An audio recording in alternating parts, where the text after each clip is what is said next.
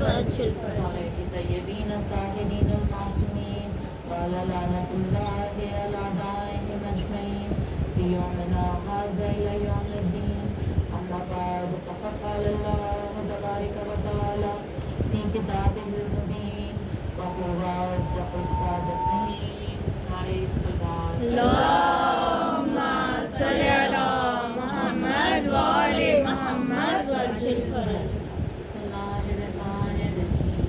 اللهم كل وليك الحجة ابن الحسن صلواتك عليه وعلى آبائه في هذه الساعة وفي كل ساعة وليا وحافظا وقائدا وناصرا ودليلا وعينا حتى تسكنه أرضك طوعا وتمتعه فيها طويلا. اللهم صل على محمد وآل محمد وأجل الفرج. حاضرین مجلس، السلام علیکم ورحمۃ اللہ. وعلیکم السلام ورحمۃ اللہ وبرکاتہ. ایک مرتبہ پھر سے خدا کا شکر ادا کرتے ہوئے مجلس کا آغاز کہ اس نے ہمیں اس فرش اعضا پہ شرکت کا پھر سے موقع دیا، اور ہر مجلس کا آغاز شکر کے ساتھ اس لیے کہ اللہ کی جس نعمت کا شکر ادا کیا جاتا ہے وہ اس میں اور اضافہ کر دیتا ہے.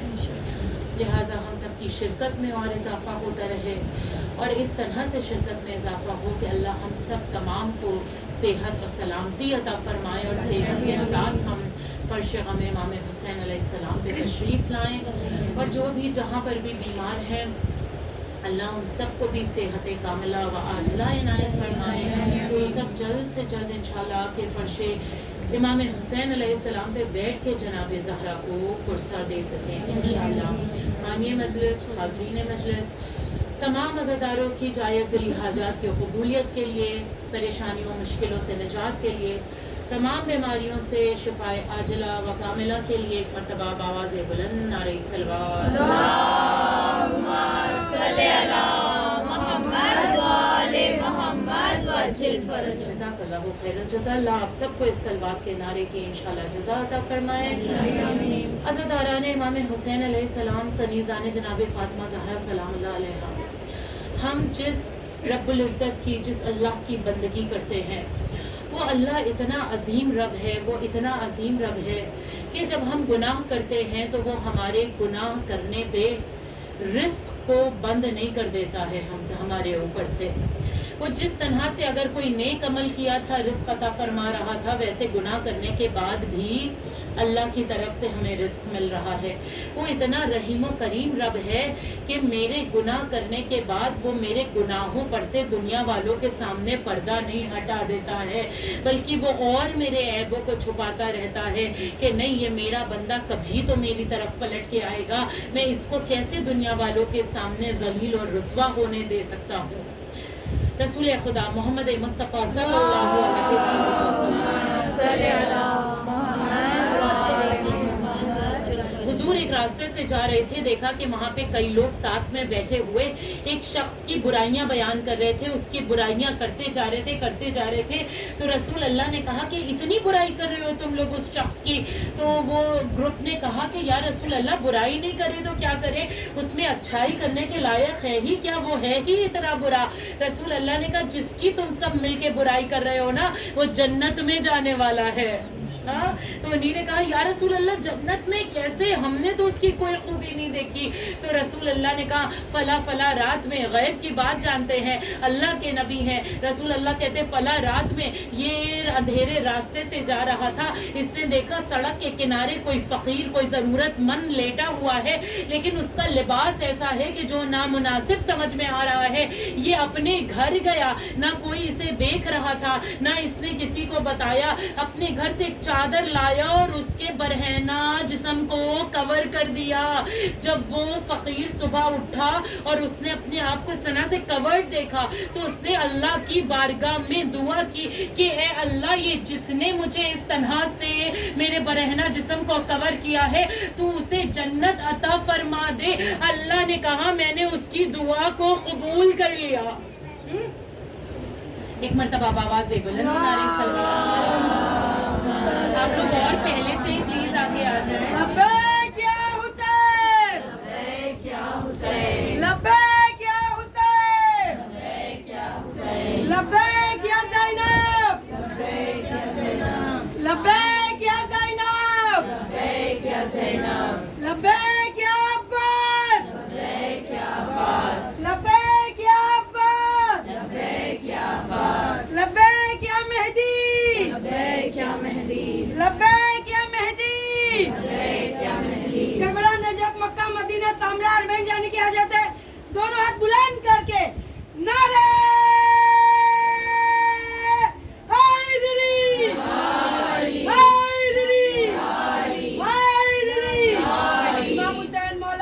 बीवी देना, बीवी सकीना के लिए बावाज़े बुलंद तलवार। अल्लाहुम्मा सल्ली अला मुहम्मद व आले मुहम्मद वअज्जिल फरजहुम।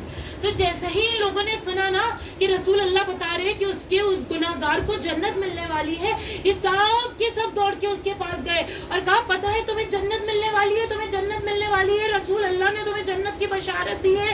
तो वो हैरान होके कहता है कि मैंने पूरी जिंदगी गुनाह किया है, मुझे क्या जन्नत मिलेगी। देखिए देखिए, ईमान जाहिरी तौर पे वो गुनाह कर रहा था, लेकिन इतना जानता था कि गुनाह कर रहा है। अपने गुनाहों को वो अच्छा नहीं बता रहा था, अपनी गलतियों को डिफेंड नहीं कर रहा था। यहाँ अगर हम कलील कम करते हैं तो उसको भी चाहते हैं कि दुनिया वालों के सामने कसीर बहुत ज्यादा दिखाएं, लेकिन वो गुनाह कर रहा है तो एक्सेप्ट कर रहा है कि नहीं मैं तो गुनाहगार, मैं जन्नत में कैसे जाऊंगा। तो उन लोगों ने पूरा वाकया बयान किया, उसी वक्त सजदे में गिर गया, कहा है मेरे अल्लाह तूने तो मुझे खरीद लिया, मैंने जिंदगी के इतने साल सिर्फ गुनाह किए, तूने तमाम गुनाहों को नजरअंदाज कर दिया और मेरी एक नेकी पे मुझे जन्नत अता कर दी। अल्लाहु अकबर, अल्लाहु अकबर। तूने मेरी एक नेकी पे मुझे जन्नत अता कर दी, मेरे इतने साल के गुनाहों को तूने नजरअंदाज कर दिया। नबी दाऊद इरशाद फरमाते हैं, अल्लाह अगर ये दुनिया वाले समझ जाएं कि तू कितना रहीम व करीम है तो फिर वो तेरी बारगाह से कभी पलटे नहीं। कहाँ नहीं पलटे? इस धोखे देने वाली दुनिया की तरफ नहीं पलटे कि जहाँ पे सिर्फ धोखा ही धोखा है। चौथे इमाम, इमाम ज़ैनुल आबिदीन अलैहिस्सलाम, इमाम सज्जाद इरशाद फरमाते हैं कि ए अल्लाह मुझे इस धोखे वाली जगह से पलटा दे।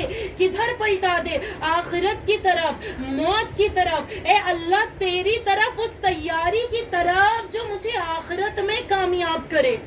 मुझे इस धोखे की जगह से पलटा दे कि जहाँ इंसान कुछ भी करता है, कुछ भी, लेकिन उसे आखिरत का कोई ख्याल नहीं रहता है। लेकिन जब ऐसा इंसान इस दुनिया से रुखसत होता है, जब आखिरत के मरहलों में आता है और जब उसका नामा अमाल खोला जाता है तो वो परेशान होता है और फिर कहता है मुझे तो लगा था कि मैं आज़ाद हूँ, लेकिन हकीकतन मैं बहुत गुलाम निकला। मुझे तो लगा था कि मैं बहुत अमीर हूँ, लेकिन मैं बहुत गरीब निकला। काहे की गुर्बत? आमालों की कमी, आमालों की गुर्बत कुछ है ही नहीं मेरे नामा अमाल में कि जो मेरे आखिरत के काम आए।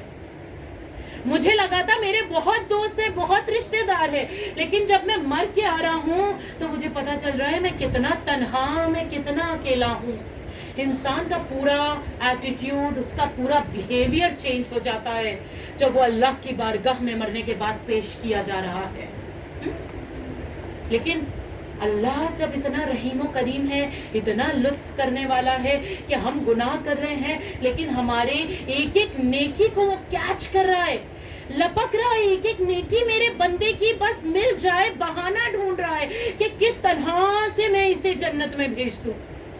नबी इदरीस के ज़माने का जो बहुत ही मशहूर वाक़या कि आपकी कौम के लिए जब नबी इदरीस ने बद्दुआ की तो बारिश होना बंद हो गई, पानी आना बंद हो गया। कई सालों के बाद ऐसी नौबत आ गई कि वहाँ फाकों की नौबत थी और अल्लाह ने जनाब इदरीस को कहा था कि आप पहाड़ पे चले जाइए, आपका रिस्क मेरे हवाले। जब नबी इदरीस पहाड़ पे गए तो फरिश्ता इनके लिए सुबह शाम खाने के खान जन्नत से लेके आ जाता था अल्लाह की तरफ से। और इधर जो इनकी उम्मत इतनी ज्यादा परेशान थी, ये माफी मांग रहे हैं, अल्लाह से गिड़गिड़ा रहे हैं, तो अल्लाह ने अपने गुनाहगार बंदों की माफी को कबूल किया और फिर अल्लाह ने फरिश्ते को भेजा, है इदरीस हम इनके गुनाह को माफ कर रहे हैं। तो नबी इदरीस ने कहा नहीं मेरे अल्लाह, इन्हीं ने मुझे बहुत परेशान किया है, मैं नहीं चाहता कि तू इनके गुनाह को माफ करे। और जैसे ही नबी इदरीस ने ये कहा ना, अगले ही टाइम से अल्लाह जो इनका रिस्क भेज रहा था ना, वो फरिश्ता भेजना बंद कर दिया। एक वक्त गुजरा, दो वक्त गुजरे, जब 3 दिन इसी तरह गुजर गए ना तो नबी इदरीस पहाड़ से नीचे उतर के आए जहाँ पे उनकी कौम वाले, उनके उम्मती रहते थे। देखा वहाँ का हाल ही गैर है। नबी इदरीस ने कहा या अल्लाह मेरा भूख से हाल खराब है। तो अल्लाह ने कहा ए इदरीस आप 3 दिन आपके ऊपर फाके गुजरे तो आपका ये हाल हो गया, लेकिन मेरे बंदे मुझसे बार बार अपने गुनाहों की माफी मांग रहे हैं और आप नहीं चाहते कि मैं उन्हें माफ करूं, तो मैंने आपका रिस्क भी छीन लिया। अल्लाह अकबर, अल्लाह अकबर। وہ کتنا رحیم و کریم رب ہے کہ جو مجھ جیسے گناہگار بندوں کے لیے ایک نبی کا رزق بھی چھین لے تو وہ اللہ کتنا بلند و بالا. رسول خدا ایک مرتبہ رات میں اپنے گھر میں ایک کونے میں کھڑے ہو کے بے قرار ہو کے گریا کر رہے ہیں. ہاں تو جناب ام سلمہ نے رات میں دیکھا کہ رسول اللہ اس طرح سے رو رہے ہیں اور صرف رو نہیں رہے ہیں بلکہ یہ بھی کہتے جا رہے ہیں اے اللہ تیرے سوا میرا کوئی نہیں ہے, تیرے سوا میرا کوئی سہارا نہیں ہے, اے اللہ اگر تو نے مجھے چھوڑ دیا تو میں کیا کروں گا. یہ نبی اللہ کہہ رہے ہیں کہ جن سے اللہ کہہ رہا ہے محمد آپ میرے حبیب ہیں, آپ کی محبت میں میں نے یہ دنیا بنائی. ان محمد کا یہ عالم ہے کہ رات کے اندھیروں میں کہہ رہے ہیں اللہ میرے پاس کچھ نہیں ہے اگر تو نے میرا ساتھ چھوڑ دیا. جناب ام سلمہ لرزنے لگی اور کہنے لگی یا نبی اللہ آپ کا مقام تو اتنا بلند ہے اللہ کے قریب, آپ تو اتنا بلند مرتبہ رکھتے ہیں, آپ تو ان کے سب سے عزیز نبی ہیں. رسول اللہ نے پتہ ہے کیا جواب دیا؟ کہا کہ ایک لمحے کے لیے اللہ نے نبی یونس پر سے اپنا نظر کرم ہٹایا تھا تو وہ مشکلوں میں گرفتار ہو گئے تھے. مجھے خوف ہے کہ کہیں میرا اللہ ایک لمحے کے لیے بھی میری طرف سے اپنا نظر کرم نہ ہٹا دے. نعرہ تکبیر، نعرہ رسالت، نعرہ حیدری، حیدری، حیدری. رسول خدا مولا مشرق شاہ بی بی زہرا مولا عباس امام حسن امام حسین بی بی سکینہ کے لیے باواز بلند سلوات.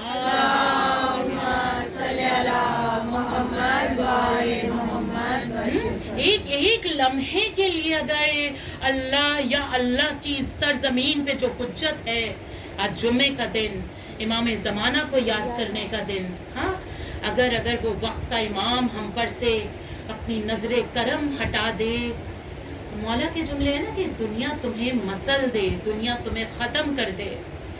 یہ امام کا کرم ہے جو ہم باقی ہیں, امام کا کرم ہے اور ہم اسی امام کو بھول چکے ہیں جو ہم آواز دیتے ہیں. انشاءاللہ میں اس بات کو ابھی آگے کنٹینیو کروں گی. یہ بات آئی ہے تو ایک واقعہ, ہم امام کو یاد کرتے ہیں اور یہ کہتے ضرور ہیں کہ مولا آ جائیے, مولا ایک مرتبہ کم سے کم ملاقات کا ہی موقع دے دیجئے. لیکن کیا میرا ایمان ابھی اس درجے پہ پہنچا ہے کہ امام سے ملاقات کر سکے؟ کیا میں اس قابل ہوں کہ عجب نہیں کہ کوئی کہے کیوں ملاقات کرنے میں کیا حرج ہے, ہم امام کی زیارت کر لیں گے, ہمارے لیے برکتیں ہو جائیں گی. ایک شخص جو بہت زیادہ ہر وقت دعا کرتا تھا امام زمانہ سے ملاقات ہو جائے, امام زمانہ سے ملاقات ہو جائے. ٹھیک ہے, اس کو شرف ملا, 2 لوگ آئے اور کہنے لگے چلو امام زمانہ نے تم کو ملاقات کے لیے بلایا ہے. اب بیابان ویرانوں سے ہوتے ہوتے ہوتے ہوتے ہی اپنے گھوڑے پہ ان لوگوں کے ساتھ بیٹھا ہوا. جب وہاں پہنچا, ایگزامپل کے طور پہ جیسے یہاں سے وہ دروازہ, وہاں پہ اس کو وہ ٹینٹ نظر آ رہا ہے کہ جس میں سے نور ہی نور نکل رہا ہے. ان 2 لوگوں نے کہا وہ دیکھو جو سامنے خیمہ لگا ہے نا اسی میں تمہارے وقت کے امام بیٹھے ہیں. سبحان اللہ سبحان اللہ. جیسے ہی اس نے دیکھا نا تو اس کے دماغ میں یہ خیال نہیں آیا کہ سب چھوڑے اور بھاگے امام زمانہ سے ملاقات کے لیے. یہ ان 2 لوگوں سے کہنے لگا یہ بتاؤ جس گھوڑے پہ میں سوار ہو کے آیا ہوں میں اسے باندھوں کہاں؟ اگر میرا گھوڑا کھو گیا تو میں واپس کیسے جاؤں گا؟ تو وہ جو 2 لوگ اسے لینے آئے تھے انہی نے کہا یہی تو تمہارے ایمان کی حد ہے, اسی لیے ملاقات نہیں ہو رہی تھی. تم آئے ہو وقت کے امام سے ملنے کے لیے, فکر تمہیں اپنے گھوڑے کی ہے. اللہ اکبر. وہ لرزنے لگا. انہی نے کہا نہیں واپس جاؤ, تم تیار نہیں ہو. ایک تو اگر وقت کے امام کی خدمت میں آ گیا تھا تو اس کے دماغ میں خیال ہی کیوں کہ امام کے قدموں کو چھوڑ کے واپس جانا ہے. اور اگر واپس جانا ہی تھا کہ جو امام پوری کائنات کا نظام چلا رہا ہے وہ ایک گھوڑا نہیں واپس لا سکتا تھا کیا؟ توکل, بھروسہ, یقین اللہ اور اس کی حجت پہ ہونا چاہیے ہے کہ مولا کی آواز آئی تو سب چھوڑ کے مولا کے پاس بھاگے. ہاں کہ ہمارا رب, ہمارا وقت کا امام ہم سے راضی ہو جائے, اللہ کی سرزمین پہ حجت ہم سے راضی ہو جائے. جناب خدیجۃ الکبریٰ, جناب خدیجۃ الطاہرہ, ان کی عظمتوں پہ باواز بلند نعرہ اللہم صلی علی محمد و آل محمد. ہمیں یہ دنیا بہت قیمتی لگتی ہے. یا اللہ میں کیسے اپنا بینک بیلنس پورا ختم کر دوں لوگوں کی مدد کرنے کے لیے. یا اللہ میں کیسے اپنی پوری دولت لوٹا دوں اسلام کو بچانے کے لیے. لیکن جناب خدیجہ کا عمل ایسا عمل کہ اللہ قرآن میں کہہ رہا ہے کہ ان کی دولت میری دولت. جناب خدیجہ کی دولت کو اللہ نے اپنی دولت کہا نا. اللہ اکبر. جب ان کے پاس ایک کھجور بھی نہیں بچی نا, جناب خدیجہ نے اتنا راہ خدا میں اسلام کو بچانے کے لیے اتنی اپنی دولت لٹائی. اور کتنی دولت تھی کہ روایت کے جملے ہیں کہ اگر آپ تجارت پہ جاتی تھی نا اور کسی کو آپ سے ملاقات کرنی ہوتی تھی, آپ کا خیمہ ایسا عالیشان ہوتا تھا کہ کسی کو پوچھنا نہیں پڑتا تھا خدیجہ کا خیمہ کون سا ہے. بہترین مخملی پردے ہوتے تھے اور جو کھوٹیاں لگتی تھی نا خیمے کی, وہ لوہے کی نہیں بلکہ سونے کی کیلیں لگتی تھی, سونے کی میخیں. جناب خدیجہ کے خیمے کی ڈوریاں اس سے بنتی تھی. آخر میں جب ایک کھجور بھی نہیں بچی آپ کے پاس تو آپ سے کسی نے کہا خدیجہ کیا اپنا نقصان کیا ہے, کیا خسارے کا سودا کیا ہے محمد سے عقد کر کے, سب کچھ تو تمہارا ختم ہو گیا, سب کچھ تو لٹا دیا. جناب خدیجہ کہتی ہیں میں نے کچھ لٹایا نہیں ہے, میں نے کچھ گوایا نہیں ہے, بلکہ میں نے آخرت کو کمایا ہے. ہاں میں نے آخرت. اور پھر جس نے رسول اللہ کی مدد کی ہو اس کی آخرت کیسے کامیاب ہوگی. کہ جبرائیل امین اللہ کا سلام لے کے جناب خدیجہ کے پاس آ رہے ہیں. تو ان کے ساری کا عالم یہ ہے. جناب خدیجہ کہتی ہیں جبریل سلام کے قابل میں نہیں بلکہ اللہ اور اللہ کا رسول سلام کے قابل ہے. جو اپنی زندگی اپنے وقت کے امام یا اللہ کی حجت کو کی مدد کرنے میں اور اللہ کو راضی کرنے میں لگا دے تو اس کا پھر کتنا بلند مرتبہ ہوتا ہے. پتہ ہے جناب خدیجہ کے جملے, جناب خدیجہ کہتی ہیں اگر مجھے ساری دنیا کی سلطنتیں مل جائے, اگر مجھے دنیا کی ساری نعمتوں میں غرق کر دیا جائے. کتنے بڑے جملے ہیں. ہم سے کہا جائے ممبئی کی ہی صرف سلطنت مل جائے تو ہمارا ایمان ڈول جائے. جناب خدیجہ کہہ رہی ہے مجھے پوری کائنات کی سلطنتیں مل جائے, پوری دنیا کی نعمتوں میں میں غرق ہو جاؤں, پھر بھی وہ میرے لیے مکھی کے ایک پر کے برابر بھی نہیں ہے اگر میری آنکھیں نور محمد کے نور سے منور نہ ہو جائے. اگر محمد مجھ سے راضی نہ ہو, اگر اللہ مجھ سے راضی نہ ہو تو نہ یہ سلطنتیں کسی کام کی ہیں نہ یہ رحمتیں کسی کام کی ہیں. ہر قدم جب رسول اللہ پہ پتھر مارے جا رہے تھے نا تو جناب خدیجہ گئی رسول اللہ کا ہاتھ پکڑ کے گھر واپس لے کے آ رہی ہیں. واپس جتنے بھی یہ بدماش تھے, ابو لہب ابو سفیان سب کے سب جمع ہو گئے اپنے حوالیوں کو لے کے اور واپس رسول اللہ پہ پتھر مار رہے ہیں. تو جناب خدیجہ پلٹ کے کہہ رہی ہے کہ ابھی تک تم لوگ میرے دروازے پہ قطار لگا کے کھڑے ہو کے قرضے مانگتے تھے اور میں بے نیازی سے تم سب کو عطا کرتی تھی, اور آج تم میرے شوہر پہ پتھر مار رہے ہو. اور جناب خدیجہ نے ایک عظیم خطبہ دیا وہاں پہ کھڑے ہو کے. تو یہ جتنے بھی دشمنان اسلام تھے, رسول اللہ کے دشمن تھے, وہ حیران اور کہتے ہیں کہ خدیجہ, آج تک تو ہم نے خدیجہ کو ایسے للکارتے ہوئے نہیں دیکھا, آج تک تو ہم نے خدیجہ کو ایسے بولتے ہوئے نہیں دیکھا. یہ آخر خدیجہ کے پاس طاقت کہاں سے آ گئی کہ جو اتنے بدماشوں کے سامنے خدیجہ خطبہ دے رہی ہے اور وہ سب کے سب لرز کے بھاگ رہے ہیں. تو پتا چلا کہ تب خدیجہ تنہا تھی, آج خدیجہ تنہا نہیں ہے. آج محبت محمد خدیجہ کے ساتھ ہے, آج اللہ خدیجہ کے ساتھ ہے, آج اسلام کی طاقت خدیجہ کے ساتھ ہے. جب اللہ کسی سے راضی ہو جائے تو اس کے دل سے ہر خوف کو نکال دیتا ہے. وہ مثل پہاڑ اسٹرانگ وہ انسان بن جاتا ہے. یہی ہم نے جناب زینب کا بھی کیریکٹر دیکھا نا کہ کربلا کے بعد کوفہ شام, جناب زینب مثل جبل صبر کا پہاڑ بن کے ہمیں کبھی کوفے میں کبھی شام میں نظر آ رہی ہیں. خدیجہ کی نواسی زینب, خدیجہ کی نواسی زینب. حضرت آران امام, یہ امام زمانہ کے جو سچے منتظر ہیں نا, یہ ان کی کوالٹیز میں سے ایک کوالٹیز ہے جو بیسک 5 کوالٹیز بتائی گئی ہیں, ساری تو نہیں, ایک آدھ آپ کے سامنے, کہ ان کی عبادتیں ایسی زبردست ہوتی ہیں کہ کوئی بھی دنیا کی چیز ان کی عبادتوں سے انہیں ہٹا نہیں سکتی ہے. مثال کے طور پہ اللہ ہم سب کے آپ سب کے بچوں کو سلامت رکھے کہ اگر فار ایگزامپل اولاد بھی کسی کی اس دنیا سے چلی جائے نا تب بھی اس کی عبادتوں میں کمی نہیں ہوتی ہے. چھٹے امام جعفر صادق علیہ السلام، امام صادق کی جب ایک اولاد کا ایک بیٹے کا انتقال ہوا اور وہ بیٹا تھا کہ جس سے وہ بہت زیادہ محبت کرتے تھے، جب اس بیٹے کا انتقال ہوا تو امام صادق پتہ یہ امام کے جملے ہو سکتے ہیں، امام صادق کہہ رہے ہیں اے میرے اللہ یہ بیٹے کی جدائی نے مجھے تجھ سے اور قریب کر دیا ہے.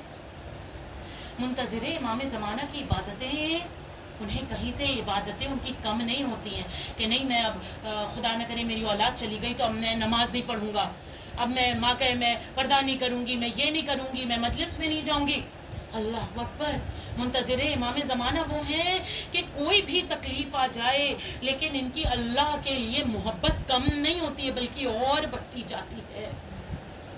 یہ لوہے کے مانند ہیں کہ جنہیں یہ لوہے کے یا کہوں پہاڑوں کے مانند ہے جنہیں کوئی ہلا نہیں سکتا، جن کا ایمان کوئی ہلا نہیں سکتا، انہیں کسی کا خوف نہیں ہوتا، انہیں کسی کا ڈر نہیں ہوتا. اگر خوف ہوتا ہے تو صرف اس بات کا کہ کہیں میرے کسی عمل سے میرا اللہ ناراض نہ ہو جائے، کہیں میرے کسی عمل سے وقت کا امام ناراض نہ ہو جائے.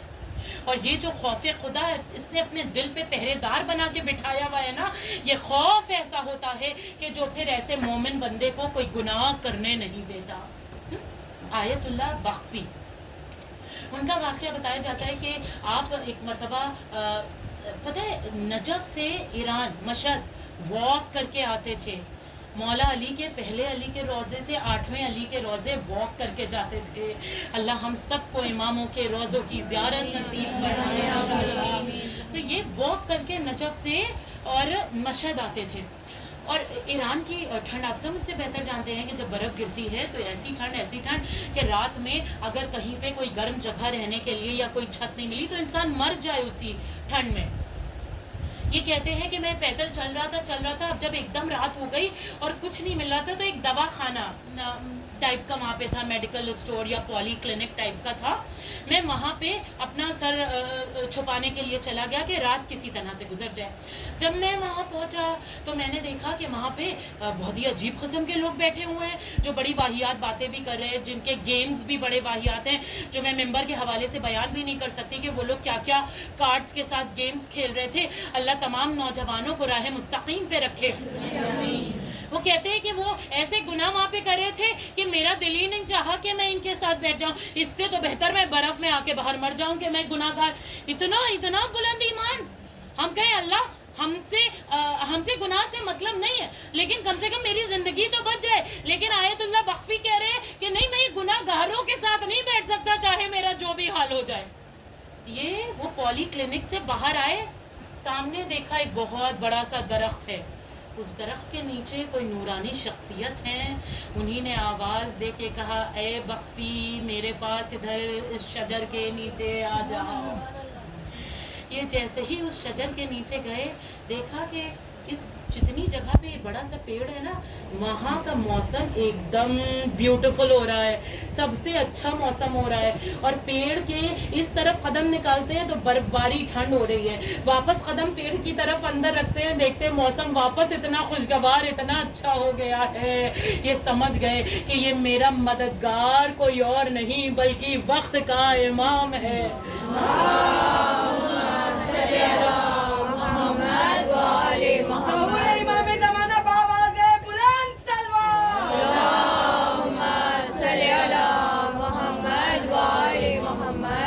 اور بس انہی نے کہا مولا اب مجھے کیا چاہیے ہے، بس یہ پوری رات آپ کے ساتھ گزر جائے. ہم تو ایک جھلک کے لیے تڑپ رہے ہیں نا کہ اے یوسف زہرا اے فرزند زہرا ایک جھلک آپ کی دیکھ لیں. مولا جھلک نہیں دیکھ سکتے، کم سے کم آپ کی خوشبو کو محسوس کر سکے. لیکن یہاں ایسے متقی عبادت گزار خود کو گناہوں سے روکنے والے ہمیں نظر آ رہے ہیں کہ امام زمانہ ان کے ساتھ پوری نائٹ اسپینڈ کر رہے ہیں کہ نہیں آؤ باتیں کرو مجھ سے، آؤ بات کرو، آؤ میرا ساتھ ہے. انشاءاللہ کبھی اور واقعہ رہا تو میں آپ کو موقع رہا تو میں آپ کو اور ایک دو واقعات بتاؤں گی کہ کیسے امام 8ویں امام ایک مجلس میں انشاءاللہ جب امام رضا کی کئی میں پڑھنے والی ہوں وہاں پہ کہ کیسے 8ویں امام اپنے سچے شیعہ کے ساتھ برتاؤ کر رہے ہیں، کیسے امام تقی اپنے شیعوں کے ساتھ کیا کر رہے ہیں. آپ پھر دیکھیں گے کہ وقت کا امام اتنی ہم سے محبت کرتا ہے، اتنی محبت کرتا ہے کہ ایک لمحے کے لیے ہم سے ہمارے مسئلوں سے غافل نہیں ہے. ہم پتہ نہیں کتنے کتنے دن اپنے وقت کے امام سے غافل رہتے ہیں. ہاں جب رات ہوئی تو یہ تڑپے اور کہا مولا اب تو فجر ہو رہی ہے، مولا اب دوبارہ کب آپ سے ملاقات کا شرف ہوگا. اتنا بلند کردار صرف کس لیے کہ اپنے آپ کو گناہ والوں کی گیدرنگ سے بچایا تھا. مولا نے کہا ابھی میں 2 بار تم سے اس سفر پہ اور ملاقات کروں گا. اللہ اکبر. کاش کہ جو لوگ 40 کے سفر پہ گئے ہیں اور انشاءاللہ ہم سب جب سفر ایران عراق کریں امام زمانہ ہم سے آ کے ملاقات کرے اور بتائے کہ اے میری سچی منتظر میں تم سے ابھی 2 بار میں تم سے 4 بار اور ملاقات کرنے آؤں گا. امام زمانہ ہمارے اعمالوں کو ایسا بنا دیجئے کہ آپ ہم سے راضی ہو جائیں انشاءاللہ. وقت کے امام کے ظہور کے لیے، ان سے صحت سلامتی کے لیے، ان سے ملاقات کرنے کے لیے باواز بلند نعرہ صلوات. اللہم صلی علی محمد و آل محمد. امام زمانہ کہتے ہیں میں 2 بار اس سفر میں تم سے اور ملاقات کروں گا. وہ کہتے ہیں امام سے جدائی کی تکلیف تھی لیکن یہ تسلی بھی تھی کہ ابھی 2 بار اور دیدار یوسف زہرا ہوگا. مولا کہاں ہوگا؟ کہا ایک مرتبہ قم میں ہوگا، ایک مرتبہ مشہد میں ہوگا. اب جب یہ قم پہنچے تو 3 دن یا 4 دن جتنے دن بھی قم میں تھے ان کی امام زمانہ سے ملاقات نہیں ہوئی. متقی پرہیزگار تھے، اپنے آپ کو کوسنا شروع کیا، اپنا سیلف انالیسس کرنا شروع کیا. امام زمانہ آپ کے وعدے میں کمی نہیں ہے، یقیناً مجھ سے کوئی گناہ ہو گیا ہے جو میں آپ کو دیکھ نہیں پایا.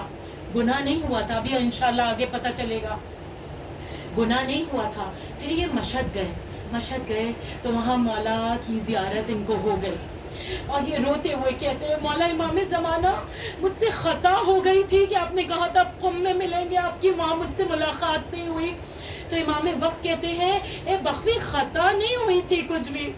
قم میں جب آپ جناب معصومہ قم کے روضے سے باہر نکل رہے تھے تو ایک خاتون آپ سے کچھ مسئلہ پوچھ رہی تھی تو آپ کی حجاب کا، آپ کی نظروں کے حجاب کا عالم یہ تھا کہ آپ اپنی نظریں جھکائے ہوئے اس خاتون کو مسئلہ بتا رہے تھے. میں وہیں کھڑا تھا. یہ آپ کی جھکی ہوئی نظریں تھیں، یہ آپ کی جھکی ہوئی نظریں. امام زمانہ کو کتنا پسند ہے کہ کسی نامحرم کی طرف نظر انسان اٹھا کے نہ دیکھے. ان کا منتظر جو کسی کو غلط نگاہ سے دیکھ رہا ہے سوچتا ہے نا کہ ایک نگاہ ہی تو ڈال لی ہے کسی نامحرم پہ، کیا جاتا ہے. نگاہ کیا خیال بھی مولا کو قبول نہیں ہے کہ وہ میرا منتظر نہیں ہوگا. امام زمانہ کہتے ہیں تمہاری ادا مجھے اتنی پسند آئی کہ میں وہیں کھڑا تھا لیکن تم کیونکہ نظریں جھکائے تھے تو میں نظر نہیں آیا. میں آ کے تم سے مشہد میں ملاقات کر رہا ہوں. کاش کہ ہماری کوئی ادا، کوئی عمل وقت کے امام کو اتنا پسند آئے کہ مولا کہیں کہ ہمیں تمہارا یہ عمل بہت پسند آیا، ہمیں تمہارا یہ عمل بہت پسند آیا، ہم نے تمہیں قبول کیا ایز اپنے منتظر، ہم نے تمہیں قبول کیا. عزیزو ہمارا کیا رہ جائے گا؟ میں صرف میری بات کروں گی کہ اگر فرزند زہرا نے آواز دی اور میں دوڑی اور فرزند زہرا نے خدا نہ کرے منہ موڑ لیا تو میرا کیا رہ جائے گا؟ جب بھی کوئی گناہ کرنے جائے نا تو یہ سوچے کیا یہ گناہ نہیں، کوئی بھی عمل کرنے جائے تو یہ سوچے یہ عمل میرا وقت کے امام کو راضی کرنے والا ہے کہ ان کو غضبناک کرنے والا ہے. راضی کرنے والا ہے گو اہیڈ، اور اگر ناراض کرنے والا ہے مولا آپ کی خوشی کے لیے میرا دل چاہ رہا ہے. اکثر ہماری یوتھ، ہمارے بچے بہت زیادہ دنیاوی لذتوں کی طرف دوڑتے ہیں، لپکتے ہیں کیونکہ ان کو سیلف کنٹرول نہیں ہوتا. یہ ایج ہی ایسی ہوتی ہے جو ٹینز میں بچے ہوتے ہیں، جو 20s میں بچے ہوتے ہیں. لیکن میری بچیوں اگر کسی گناہ کو یہ سوچ کے اس وقت چھوڑ دو نا کہ امام زمانہ آپ کی محبت کے لیے میں یہ گناہ چھوڑ رہی ہوں، پھر गिर्द आप देखें कि इमाम ज़माना का कैसा करम आपके ऊपर होता है। बस अज़ादारा ने अपने वक्त के इमाम की मोहब्बत का हक़ अदा करें। हम मजलिसें बहुत सुनते हैं, लेकिन अगर हम इमाम ज़माना को राज़ी नहीं कर पाए 2.25 महीने के बाद, तो क्या फ़ायदा हुआ मजलिस में आके। इमाम हुसैन के गिरिये के लिए जब ये कह दिया गया कि वो गिरिया कबूल ही नहीं है जो बामारिफत नहीं हो, तो फिर ये सिर्फ एक अटेंडेंस आके लगाना, मैं सिर्फ अपनी बात कर रही हूँ, उसका कोई फ़ायदा नहीं अगर वक्त का इमाम राज़ी नहीं हो। मर्तबा वक्त के इमाम को राज़ी करने के लिए, उनके ज़हूर में ताजील के लिए बाबा से बुलंद नारे सल्लल्लाहु अल्लाहुम्मा सल्ली अला मुहम्मद व एक नारा खास है, अब्बास है, अब्बास है, टूटे दिलों की आस है, अब्बास है, अब्बास है, सल्ली अला मुहम्मद व आले मुहम्मद व अज्जिल फरज। बस अज़ादारा ने इमाम हुसैन अलैहिस्सलाम आज जुमे के लिहाज से जो मुझे मुनासिब लगा, मौला ने जो तौफीक अता की, वो चंद बातें मैंने आपके सामने अर्ज़ की। और अब चंद जुमले मसाइब के कि क़यामत के अयाम है ये। आज 13 सफ़र एक रवायत के हिसाब से शहज़ादी सकीना का रोज़े वफ़ात, रोज़े शहादत 13 सफ़र भी है। अज़ादारा ने अजीब गरीब शहज़ादी है, अजीब गरीब शहज़ादी, खुद भूखी, खुद प्यासी, ज़ख्मों से चूर, लेकिन अगर कोई आपसे तवस्सुल कर रहा है तो आप उसकी हाजात भी दे रही हैं। अब बाबुल हवाइज, वो इब्राहीम दमिश्की का वाक़या आप सब ने सुना है, मैं वो रिपीट नहीं कर रही। आपको पता है जब इब्राहीम दमिश्की ने आपको अपने हाथों पे उठाया था कि आपकी कब्र को सही किया जा सके, इब्राहीम दमिश्की कैसे हैं, उसके बाद से अल्लाह ने मेरे हाथों में ऐसा असर दे दिया कि मैं जिस बीमार के ऊपर हाथ रखता था उसे शिफा मिल जाती थी। जनाब सकीना, हम उस तरह से आपके जिस्म मुबारक के बोसे नहीं ले सकते हैं, लेकिन आपके ताबूत की शबीह हैं। शहजादी हम सब जो मस करें, जहाँ जहाँ भी बीमार हैं, उन सबको सेहत कामिला व आजिला इनायत फरमाइएगा। ये इतनी गरीब शहजादी, इतनी गरीब कि 4 साल में जिसके बाल सफ़ेद हो गए हैं, जिसकी आँखों की बीनाई कम हो गई है, जिसके पैरों में वरम आ गया है, जो दीवार का सहारा ले के चलती है। 11 मुहर्रम अपनी पुप्पी से कहती है, पुप्पी अम्मा क्या शिम्र के लिए इतने असीर काफ़ी नहीं है? पुप्पी अम्मा शिम्र से कहें एक मुझे मेरे बाबा के लाशे पे छोड़ दें। जनाब ज़ैनब ने कहा सकीना बाबा के लाशे पे रह के क्या करेंगी? कहा पुप्पी अम्मा जब कोई मुसाफिर आएंगे मैं उनसे कहूँगी मेरे बाबा का लाशा पे गोर कफन है, कोई मेरे बाबा को कफन पहना दे, कोई मेरे बाबा को दफन कर दे। अजरुकुम अल्लाह खैर जज़ा। जिसको अपने बाबा का लाशा बेगोरो कफन बर्दाश्त नहीं, वो सकीना अपने जले हुए गुर्दे में खब्र में है। अल्लाह की आवाज़ों पे रहमत नाज़िल करे। इंशाल्लाह भी और गिरिया करिएगा। जनाब ज़हरा आपके आंसुओं को लेने आई है। अल्लाह किसी माँ की गोद ऐसे ना उजड़े जैसे जनाब रबाब की उजड़ी थी। करबला में इस माँ ने वो मंजर देखा कि आप खेमे के दर पे हैं, अली असगर का लाशा कब्र से निकाला गया, सर काट के नोके नेज़ा पर लाशा अली असगर मैदान में फेंक दिया गया। अल्लाह की आवाज़ों पे रहमत नाज़िल करे, आपके औलादों को सलामत रखे। औलाद वाले बैठे हैं ना, एक सवाल पूछूं अगर आप अपने दिल में महसूस कर सकें। 10 सफ़र से पहले कम से कम सकीना जख्मी थी, लेकिन माँ का जब दिल चाहता था सकीना को गले से लगा लेती थी, सकीना को प्यार कर लेती थी। औलाद वाली माँ जरा ये बताना कि अब 10 सफ़र के बाद सकीना की खब्र है और रबाब है। अब जो सकीना को गले लगाना है तो खब्र सकीना से रबाब लिपट जाती थी। इस बच्ची कितनी भूखी थी, कितनी प्यासी थी, आपको पता है ना। करबला के बाद जनाब सकीना ने सिर्फ हुज्जत अदा کی ہے کہ بعد میں کوئی یہ نہیں کہے کہ ہم سے پانی مانگا ہوتا تو ہم نے دے دیا ہوتا، ہم سے کھانا مانگا ہوتا تو دے دیا ہوتا. یہ صرف حجت تھی کہ سکینہ ہاتھ کا چلو بنائے، پانی مانگتی رہی، شمر ملون نے پانی بہا دیا. ساقیے کوثر کی پوتی پیاسی ہے. جناب کلثوم جناب سکینہ کی شہادت کے بعد ایک جملے پہ تڑپ تڑپ کے روتی تھی. جب جناب زینب نے پوچھا نا، اگر اولاد والی مائیں محسوس کریں، جناب زینب نے جب پوچھا تو ام کلثوم کہتی ہے بہن زینب جب ہم شام کے بازار میں آئے نا تو بچوں کے ہاتھوں میں کھانے کی چیزیں تھی. سکینہ نے آہستہ سے میرے کان میں کہا پھوپھی اماں میں بہت بھوکی ہوں.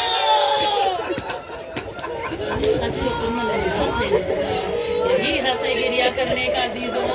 اللہ آپ کی اولادوں کو صحتوں کے ساتھ سلامت رکھے. جناب رباب آپ کو دعا دیں گے. وہ ماں تو پھر زندہ نہ رہی مدینے واپس جا کے.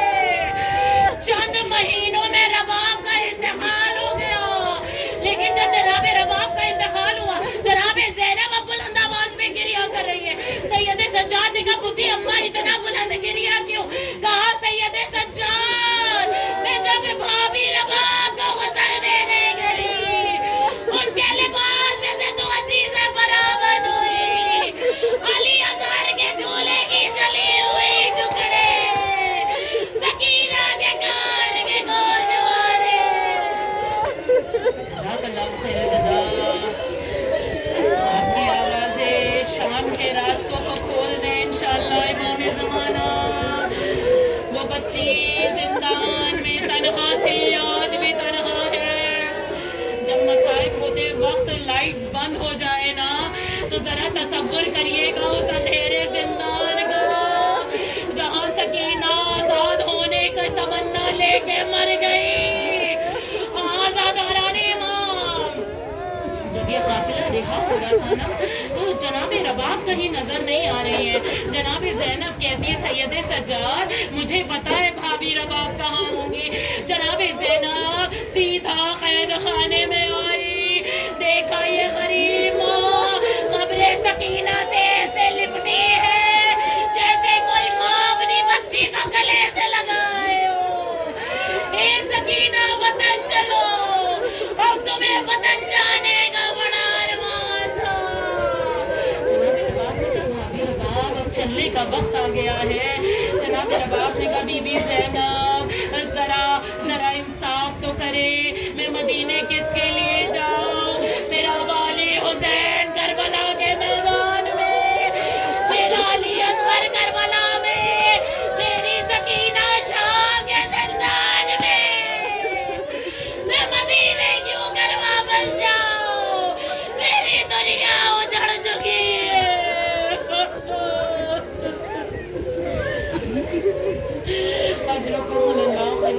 آخری جملے اور میں نے مسائل کو تمام کیا.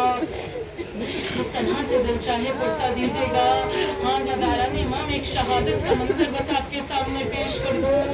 امام حسین اس غریب امام کا نام ہے کہ جس کی آنکھوں کے سامنے علی اکبر نے دم توڑا ہے، جس کی آنکھوں کے سامنے علی اصغر نے دم توڑا ہے. وہ باپ ضعیف ہو گیا، حسین کے بال سفید ہو گئے. اب جب سکینہ دم توڑ رہی ہے تو حسین سے پوشیدہ نہیں ہے.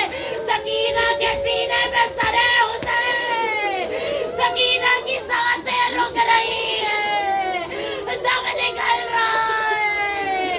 ہاں زاداران امام آپ کو پتہ ہے نا یہ بات تو کہ سر حسین سکینہ کے سینے پہ تھا جب جناب سکینہ اس دنیا سے رخصت ہوئی ہے.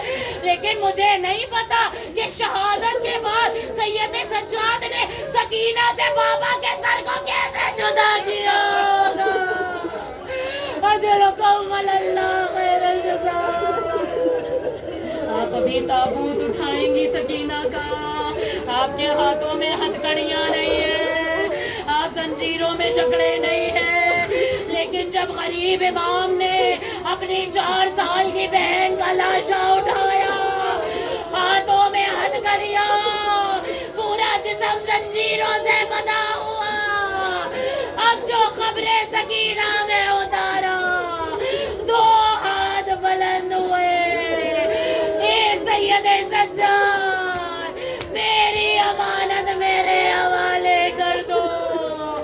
اور جب یہ قافلہ واپس کربلا پہنچا جناب زینب نے کہا بیبیو خبر عباس پہ جانا سب مسائل بتا دینا لیکن یہ نہ بتانا کہ ہم سکینہ کو چھوڑ آئے.